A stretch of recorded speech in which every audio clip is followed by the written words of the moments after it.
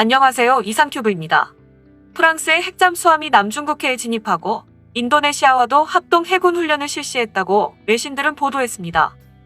중국과 미국 그리고 동남아 국가들의 이해관계가 얽히고 설킨 갈등의 바다에 프랑스도 뛰어든 겁니다. 잠수함은 은밀한 무기이지만 프랑스 국방장관은 대놓고 트위터에 프랑스 핵잠수함의 남중국해 작전을 공개했습니다. 프랑스 핵잠수함의 남중국해 작전 자체만으로도 의미가 있으며 우리나라도 눈여겨볼 지점이 있습니다. 프랑스는 과거 동남아의 식민지를 경영했지만 현재의 동남아에는 별다른 연고가 없습니다. 누벨칼레도니와 프랑스령 폴리네시아 등 태평양 해외 영토도 남중국해와 멀리 떨어져 있습니다. 프랑스가 말하는 핵잠수함의 남중국해 작전은 순수하게 미국이 중국을 압박하며 추구하는 항행의 자유를 지원하는 차원입니다. 영국이 최신의 항공모함 퀸 엘리자베스를 동아시아로 보내겠다고 밝힌 가운데 프랑스가 한 발 앞서 힘을 보탠 형국입니다. 군사 강대국들의 막강한 무기가 원정하는 목적은 겉으로는 무력 시위입니다. 하지만 이면에는 무기 마케팅의 일환일 때가 많습니다.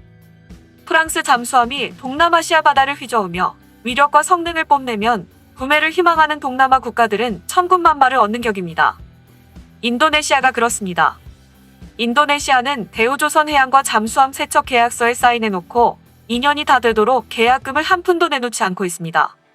반면 프랑스와 손잡을 국리를 하고 있던 인도네시아가 프랑스 핵잠수함이 가까운 곳으로 응원 왔으니 버선발로 뛰어나갈 일입니다. 플로랑스 프랑스 국방장관은 지난 9일 트위터를 통해 핵잠수함인 SNA 에메로데가 지원한 BSAM 세인과 함께 인도양으로부터 15,000km를 항해해 남중국해에 진입했다고 밝혔습니다. 에메로데가 작전한 남중국해의 해역은 중국과 타이완, 필리핀과 브루나이, 말레이시아와 베트남 등이 영유권을 주장하는 갈등의 바다입니다. 석유와 가스가 대량 매장돼 있어서 중국이 몹시 탐을 내고 있고 미국의 항행의 자유를 내세워 중국과 충돌하고 있는 곳입니다. 프랑스 정부는 남중국해 항행의 자유를 수호하는 것이 중요하다고 종종 밝힌 바 있고 2019년 4월에는 타이완의 협으로 호위함을 보내 중국과 마찰을 빚기도 했습니다. 이번에는 한술 더 떠 핵잠수함을 파견했으니 항행의 자유에 대한 지지의 강도를 높였다고 볼 수 있습니다. 할리리 장관은 이번 작전에 대해 이 지역에 대한 지식을 축적했다. 우리가 어떤 바다를 항해하든 유효한 유일의 규칙은 국제법이라는 것을 확인했다고 말했습니다. 친선 방문도 아니고 언제 충돌해도 이상하지 않을 남중국해에서 벌인 잠수함의 은밀한 작전을 프랑스 국방장관은 광고하듯 공개했습니다. 잠수함의 작전 중 사진도 첨부했습니다. 갈등의 바다에 뛰어들겠다는 공개 선언 같습니다. 에메로데는 프랑스 루비급 사번함이며 80년대에 취역한 제법 오래된 잠수함입니다. 탄도미사일의 전략원잠은 아니고 중어뢰와 대한미사일을 장착한 공격원잠입니다. 배수량이 3,000톤 안팎으로 크지 않으며 프랑스는 루비급을 대체할 바라쿠다급 차세대 공격원잠을 개발했습니다. 에메로데가 남중국해에 홀연히 떠올라 중국을 견제하는 위용을 뽐내면 프랑스 정부와 방산기업에게는 최고의 잠수함 마케팅입니다. 최신의 잠수함은 아니지만 대중국 해군력 강화에 심혈을 기울이는 동남아 국가들의 관심을 끌기에 충분합니다. 특히 대우조선해양의 잠수함 계약을 이행하지 않으면서 프랑스와 접촉하고 있는 인도네시아 국방부는 에메로데의 남중국해 활약을 적극 지지할 만합니다.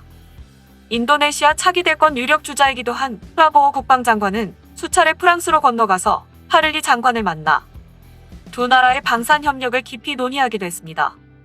미국의 국제외교 전문지인 더 디플로매지도 작년 10월에 인도네시아가 한국과 맺은 세대의 잠수함 도입 계약에 대해 계약 취소를 고려하고 있다고 보도했습니다. 인도네시아가 이 계약을 재검토하는 주된 이유는 향후 몇 년 동안 계속될 국방예산 축소 기조라고 덧붙였습니다. 이어 더 디플로매지는 잠수함의 운항 범위는 약 11,000해리이며 내구 시간은 약 50일이라고 말하며 인도네시아 국영조선사 PTPAL은 인도네시아에서 첫 번째 잠수함의 6개 모듈 중 2개를 건설할 예정이며 그러나 최종 조립은 한국의 대우조선해양에서 진행된다고 밝혔습니다.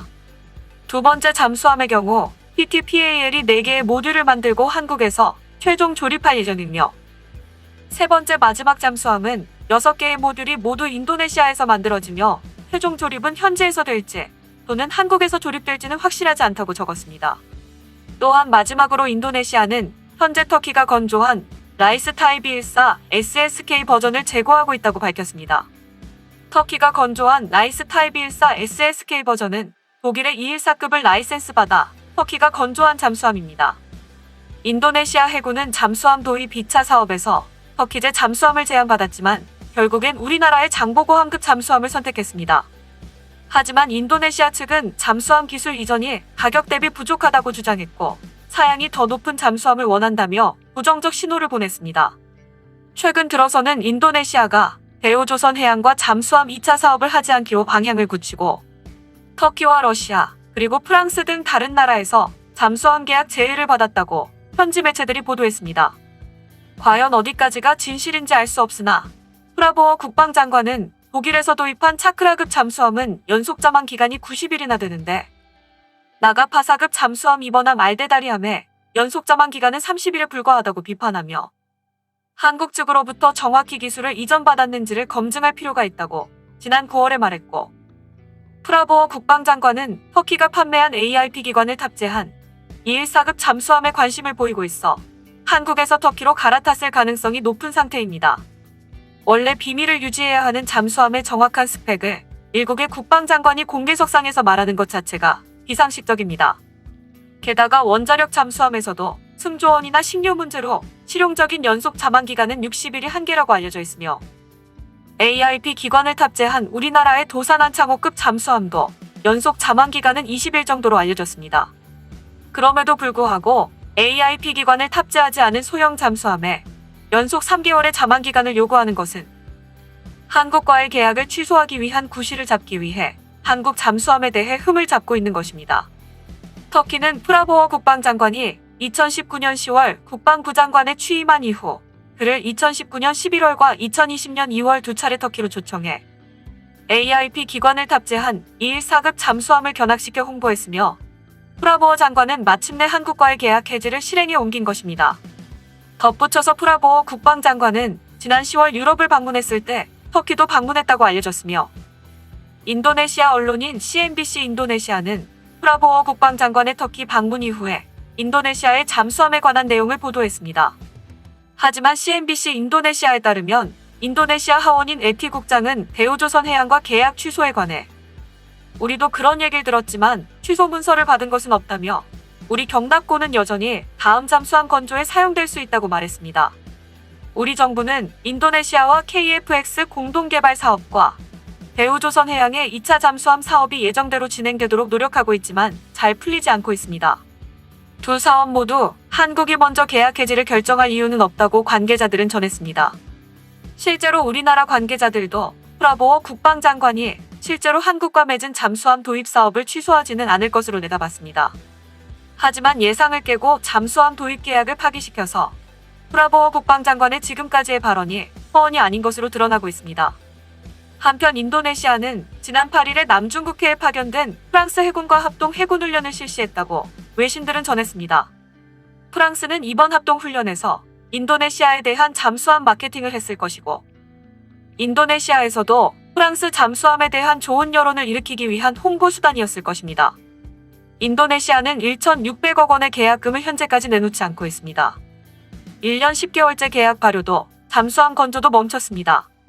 프랑스 에메로드의 남중국해 작전으로 인도네시아의 잠수함 계산속은 한국에서 한 걸음 더 멀어진 것 같습니다. 이상 마치겠습니다. 시청해주셔서 고맙습니다. 이상큐브였습니다.